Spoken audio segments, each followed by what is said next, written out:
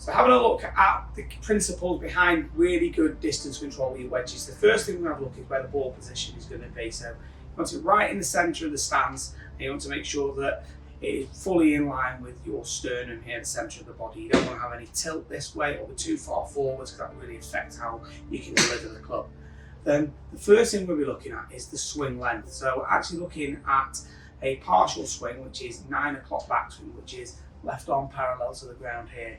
Now, you want to own this position, because if you can own the length of the swing here and you can maintain a really good tempo very consistently and make sure that you're coming right through to a full finish, if you can do those things every time, you will really start to be able to get great distance control.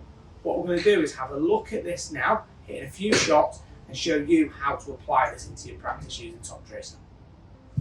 So moving into hitting a few shots now, what we're going to start to do is using that Toptracer, we're going to hit 50 balls, really focusing each time. I like to practice swinging between each shot, getting a feel for the swing position, making sure I've got the tempo, and then getting that ball position, get fundamentals really good, ensure that you are stood the right distance from the ball, and then just taking that club back, just focus at that 9 o'clock position,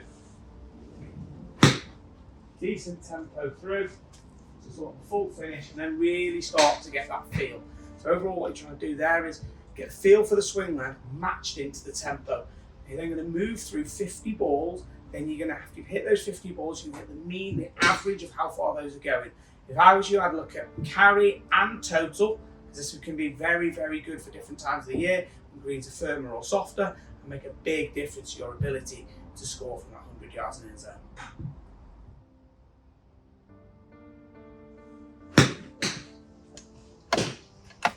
So now having a look at Toptracer here, I can see how far that shot is carrying. So that's carrying 69 yards, running out to 75 yards. Now, having done this with 50 balls, I'll get the average.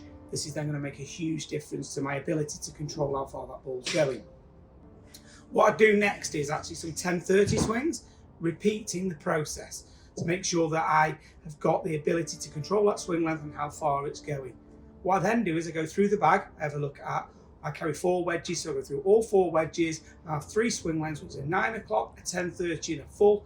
And this is then going to give me great distance control inside that 100-yard range, really will allow me to have great ability to control the ball.